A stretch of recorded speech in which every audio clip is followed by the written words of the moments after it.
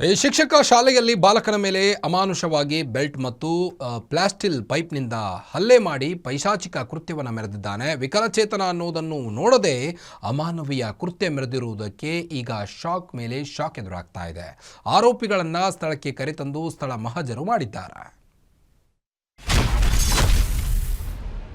ಬುದ್ಧಿಮಾಂದ್ಯ ಮಕ್ಕಳ ಮೇಲೆ ರಾಕ್ಷಸಿ ಕೃತ್ಯ. ಆರೋಪಿಗಳನ್ನ ಕರೆತಂದು ಮಹಜರು ಕಾರ್ಯ.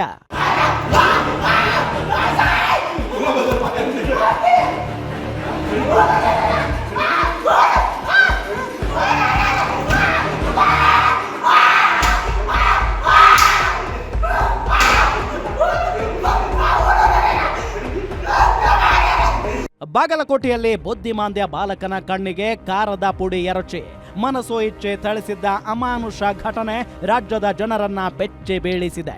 ಈ ವಿಡಿಯೋದಲ್ಲಿ ಆ ಬಾಲಕ ನೋವು ತಾಳಲಾರದೆ ಗೋಳಾಡ್ತಿದ್ರೆ ಎಂತಹ ಕಲ್ಲು ಹೃದಯದವರು ಮರಗುತ್ತಾರೆ. ದಿವ್ಯಜ್ಯೋತಿ ಬುದ್ಧಿಮಾಂದ್ಯ ಮಕ್ಕಳ ವಸತಿ ಶಾಲೆಯಲ್ಲಿ ಇಂತಹದೊಂದು ಹೇಯ ಕೃತ್ಯ ಬೆಳಕಿಗೆ ಬಂದಿದ್ದು, ಘಟನೆ ನಂತರ ಪೋಷಕರು ತಮ್ಮ ಮಕ್ಕಳನ್ನ ಮನೆಗಳಿಗೆ ಕರೆದುಕೊಂಡು ಹೋಗಿದ್ದಾರೆ.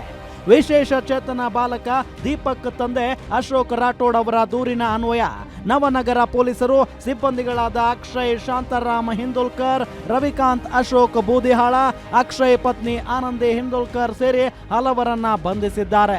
ಅಲ್ಲದೆ ಇಂದು ಶಾಲೆಗೆ ಆರೋಪಿಗಳನ್ನ ಕರೆತಂದು ಮಹಜರು ಮಾಡಿದ್ದಾರೆ. ತಮ್ಮ ಮಗು ಇದ್ದಿತ್ತಾನ ಇಲ್ಲಿ ಬಿಟ್ಟಿದ್ ನಾವ್ ಆತರ ಮಗು ಇದ್ದಿದ್ದಕ್ಕೆ ಅವ್ರು ಚೆನ್ನಾಗಿ ನೋಡ್ಕೊಳ್ಬೇಕನ ಆಗ್ಲಿಕ್ಕಂದ್ರೆ ಕಳಿಸ್ಬೇಕಾಗಿತ್ತು. ಈ ತರ ಎಲ್ಲ ಹೊಡಿಬಾರ್ದಾಗಿತ್ತು, ತಪ್ಪ ಅವ್ರದ್ದು. ಕಣ್ಣ ಕಾರ ಹಾಕಿ ಪೈಪ್ ಹೊಡಿಯಂತ ಏನ್ ಇದಿರ್ಬೋದು ಉದ್ದೇಶ ಅವರಿಗೆ. ನೀನ್ ಸಾಯಿಸ್ಬೇಕಂತ ಮಾಡಿದ್ರೆ ಸ್ಕೂಲ್ ಗೊತ್ತಿಲ್ಲ ಸರ್. ಅದು ಪ್ರಭಾಕರನ ಸರ್ ಫೋನ್ ಮಾಡಿದ್ಮೇಲೆ ಗೊತ್ತಾಗಿದ್ದು, ಬಟ್ ವಿಡಿಯೋ ಎಲ್ಲ ಬಂದಿದೆ. ಬಟ್ ನಾನೇನೋ ಅದು ನೋಡಿಲ್ಲ ವಿಡಿಯೋಗಳೇನು. ಬಟ್ ಮೆಸೇಜ್ ಮೇಲೆ ಮೆಸೇಜ್ ಗ್ರೂಪ್ ಅಲ್ಲಿ ಇದೆಯಲ್ಲ, ಎಲ್ಲಷ್ಟು ಮೆಸೇಜ್ ಎಲ್ಲ ಹಾಕ್ತಾರೆ. ಬಟ್ ಅದಕ್ಕೆ ರೆಸ್ಪಾನ್ಸ್ ಮಾಡಿ ಕೊಟ್ಟಿದ್ದಾರೆ. ಅದಕ್ಕೆ ಭಯ ಯಾಕೆ ಅಲ್ಲಿಂದ ಅಷ್ಟು ದೂರ ಬರೋಷ್ಟಿಗೆ ಏನಾಗ್ತದೆ, ಆತಂಕ ಜಾಸ್ತಿದಲ್ಲಿದೆ ನಾವು ಫಸ್ಟ್ ಆಫ್ ಆಲ್.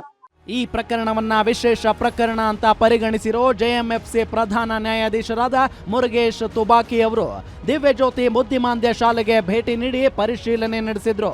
ಇನ್ನು ಕಳೆದ 7 ವರ್ಷಗಳಿಂದ ಬಾಡಿಗೆ ಕಟ್ಟಡದಲ್ಲಿ ಅನಧಿಕೃತವಾಗಿ ನಡೀತಾ ಇದ್ದ ದಿವ್ಯಜ್ಯೋತಿ ಬುದ್ಧಿಮಾಂದ್ಯ ಮಕ್ಕಳ ಶಾಲೆ ಬಗ್ಗೆ ಚಕಾರ ಎತ್ತದ ಅಧಿಕಾರಿಗಳ ಮೇಲೆ ತೂಗು ಕತ್ತಿ ನೇತಾಡುತ್ತಿದೆ.